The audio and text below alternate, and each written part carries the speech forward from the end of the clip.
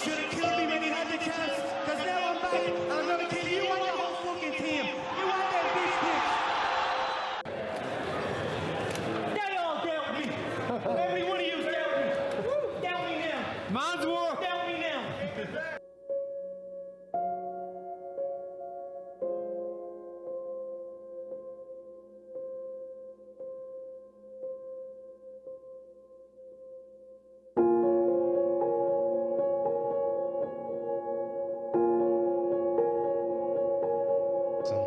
Staying on the topic of art, I wanted to read you a quote from 2013 that you said.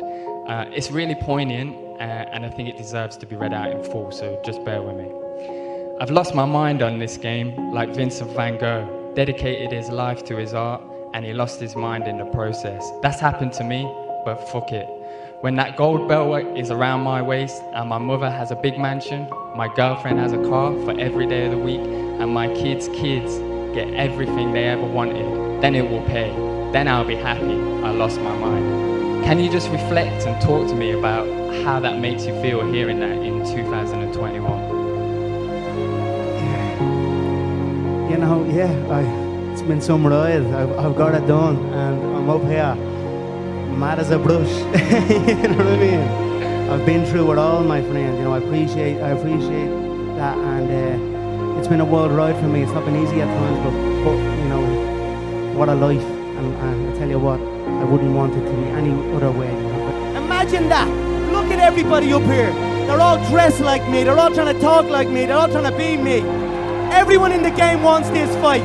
This is the lottery fight. It certainly lit a fire under my belly. Every single person doubted me. Every single fighter doubted me. Doubt me now. People are always saying about the talk, and I talk, and I talk, and I talk, but guess fucking what? I back it up! I back it up! I finished school. I was always getting pestered. What are you doing with your life? Are you doing this, doing that? They didn't know what it was. They didn't know what MMA was. They didn't know what none of this. They didn't know I could make a career out of it. As far as they were concerned, my man and dad I'm talking about, as far as they were concerned, I was just getting into a cage and fighting with some other guy. They didn't know nothing about it. No one did, really. But I knew, you know what I mean? I knew. But, and then I ended up getting a trade just to keep them quiet. Because I used to have a lot of fights with my dad. What trade did you get? I ended up getting a trade as a plumber. Literally up in the back arse of nowhere, up in the Wicklow Mountains. And funny enough, that site was one of the biggest sites in Europe. Kilternan. It was right at that skiing place. Huge. And now it's just abandoned. Now it's just deserted. So I used to go up there 6 o'clock, 5 o'clock in the morning. I was on that M50. I used to have to walk to the N4. About half an hour from my house, wait for some Limerick guy that I didn't even know. He'd drive on the M4 and I'd have to flag him down.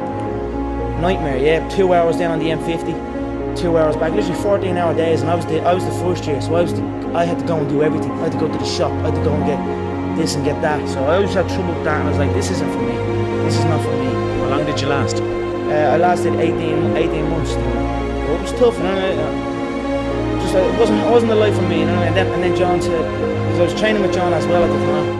And then John got in touch and says, I have a show, I'm running a show, I'd like to fight on it. And then that was it. I just packed it in, didn't show up. My dad used to come in and punch the head on me and like try and drag me out of bed. And I just wouldn't go, you know what I mean? I had uproar for a good few years when I'm over there.